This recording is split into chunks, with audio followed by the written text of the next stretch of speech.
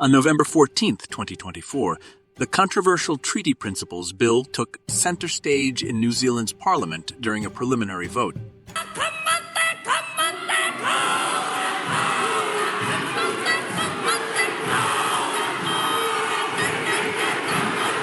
The proceedings were dramatically interrupted by a powerful haka, a ceremonial Māori dance performed by Māori parliamentarians in protest.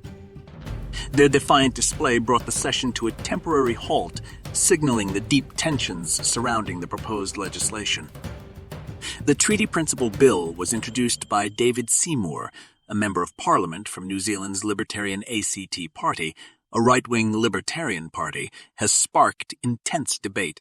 New Zealanders have come to regard themselves as based on ancestry or one side of a partnership instead of New Zealanders.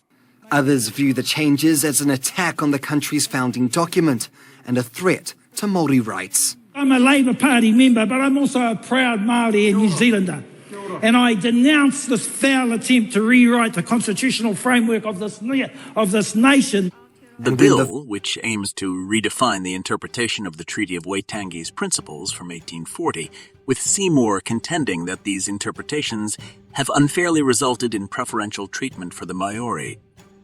The ACT Party argues that decades of misinterpretation have created a dual system in New Zealand, where Māori and non-Māori citizens have differing political and legal rights. This incident raises critical questions. What is the Treaty of Waitangi? What changes are being proposed? And why has this issue ignited such fervent protests across New Zealand? But before we begin, please hit that subscribe button and put on all notifications so you don't miss my next video about history. The Māori are the indigenous people of New Zealand, or Aotearoa, as they originally named the two main islands. Their ancestors voyaged to these uninhabited lands from East Polynesia around the 1300s, navigating vast ocean distances in canoes. Isolated for centuries, they forged a vibrant, distinct culture, language, and societal structure. Central to their identity are tribal groups known as iwi, which are spread across the country. In 1840, British colonizers imposed the name New Zealand on Aotearoa and signed the Treaty of Waitangi with many of the Māori chiefs.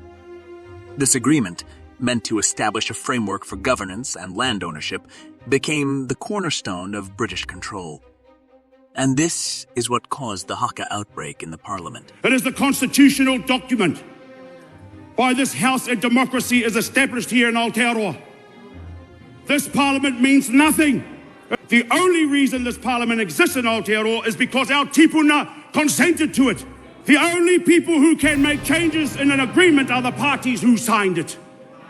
The contentious Treaty Principles Bill and the protests it has sparked highlight the enduring struggle of the Māori for recognition, justice, and self-determination in modern New Zealand. The centuries that followed the treaty were marked by devastating consequences for the Māori. Widespread land confiscations, cultural suppression, and violent clashes with colonial settlers. Today, the Māori population numbers just under 1 million people, making up roughly 19% of New Zealand's 5.3 million residents. They are politically represented by a Te Pāti Māori, the Māori Party, which currently holds 6 seats in the nation's 123-seat parliament. The Treaty of Waitangi is a complex founding document of New Zealand, and this pivotal agreement established New Zealand as a British colony and is considered the country's foundational document. Though intended to address tensions between Māori and British settlers, the treaty's 2 versions, written both in English and Māori, contain critical differences that have fueled debate and conflict for generations. The Māori version assured the chiefs that they would have self-determination and upheld the Māori right to govern their own people and lands.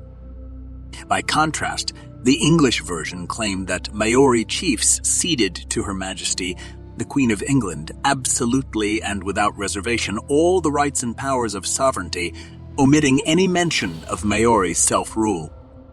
Whether this was intentionally left out by the British, or this was lost in translation in the Maori document, is anybody's guess.